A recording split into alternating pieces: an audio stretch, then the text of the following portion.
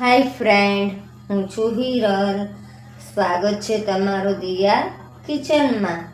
તો આજે હું તમારી સાથે શેર કરીશ પિઝાની રેસિપી.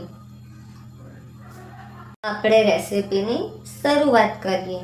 તો પિઝા બનાવવા માટે સૌથી પહેલાં આપણે પિઝા બેઝની જરૂર પડે છે. તો અહીંયા મેં એક પિઝા બેઝ લીધો છે અને આના ઉપર હું થોડું તેલ લગાવી લઈશ બ્રશની મદદથી, અને આ રીતે હું પ્લેટ પર રાખી લઈશ. હવે હું તેમાં આ રીતનો જે પિઝા સોસ આવે છે તે લગાવીશ.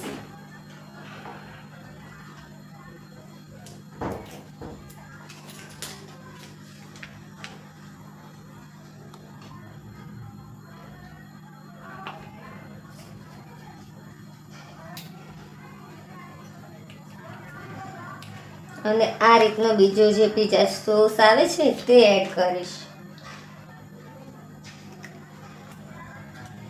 એડ કરી અને ચમચીની મદદથી બરાબર બેઝ ઉપર લગાવી લઈશ.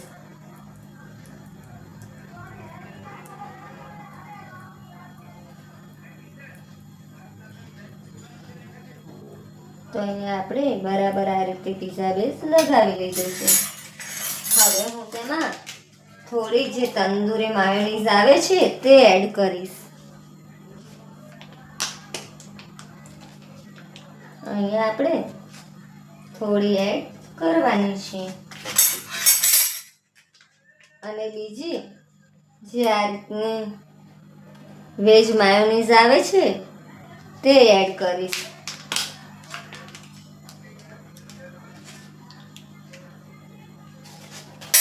તે એડ કરીને તે પણ હું ચમચીની મદદથી બરાબર પૂરા બેઝ ઉપર લગાવી લઈશ.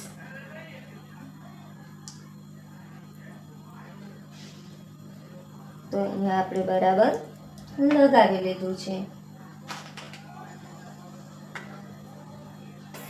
હવે હું તેમાં બધા વેજીટેબલ એડ કરીશ. અહીંયા મેં ડુંગળી છે જે આ રીતે ચોરસમાં સમારી લીધી છે, એક શિમલા મિર્ચ અને એક ટામેટું લીધું છે.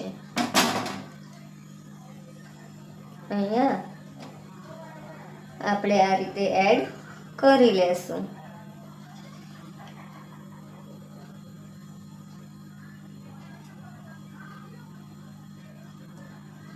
તમે જો વધારે સ્પાઇસી ખાતા હોય તો પિઝા સોસ છે તે વધુ એડ કરી શકો છો.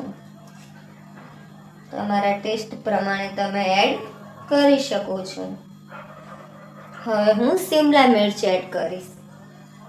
પિઝા છે તે તમે આ રીતે ઘરે પણ બનાવી અને બાળકોને ખવડાવી શકો છો. અત્યારે હું ઓવનમાં બનાવી રહી છું, પણ તમે ગેસ પર કઢાઈમાં બનાવવા હોય તો પણ બનાવી શકો છો. કઢાઈને આપણે મીઠું એડ કરી અને સ્ટેન્ડ રાખી અને પિઝાવાળી ડીશ અંદર મૂકવાની હોય છે. અત્યારે ઓવન છે તે મેં પ્રીહીટ કરવા રાખી દીધું છે. અહીંયા જો તમને કોઈ શાક ન ગમતું હોય તો તમે સ્કીપ કરી શકો છો, કાં તો પછી તમારી મનપસંદનું કોઈ પણ શાક એડ કરી શકો છો.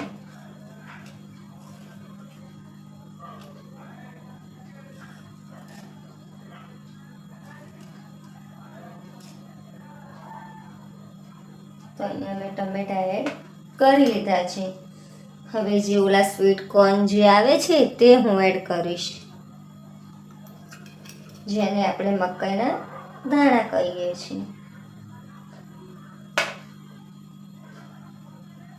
લીલી મકાઈના દાણા આપણે લેવાના છે.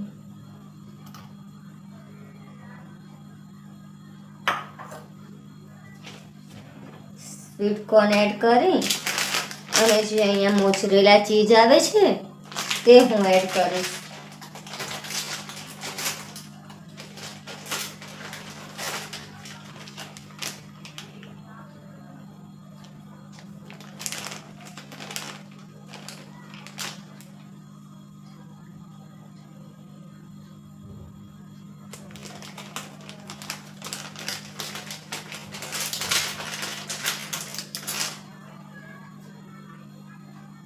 પિઝા બેઝ છે એ પણ આપણે ઘરે બનાવી શકીએ છીએ.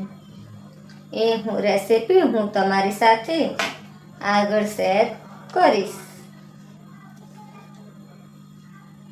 હવે આપણે તેમાં થોડા ઓરેગાનો એડ કરીશું.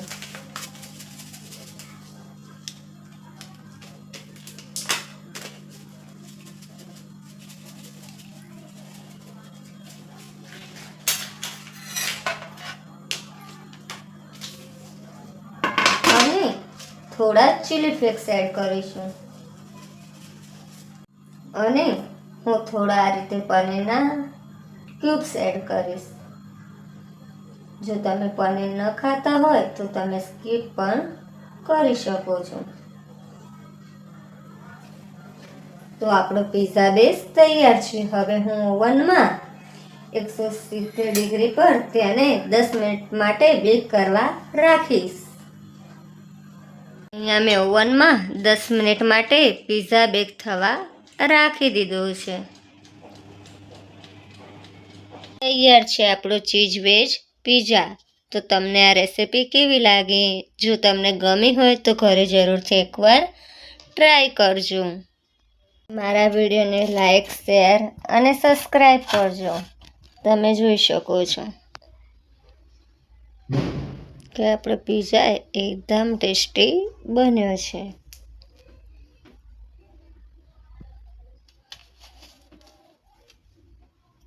જો રેસીપી ગમી હોય તો ઘરે જરૂરથી એકવાર ટ્રાય કરજો. અને મારા વિડીયોને લાઈક, શેર અને સબસ્ક્રાઈબ કરજો.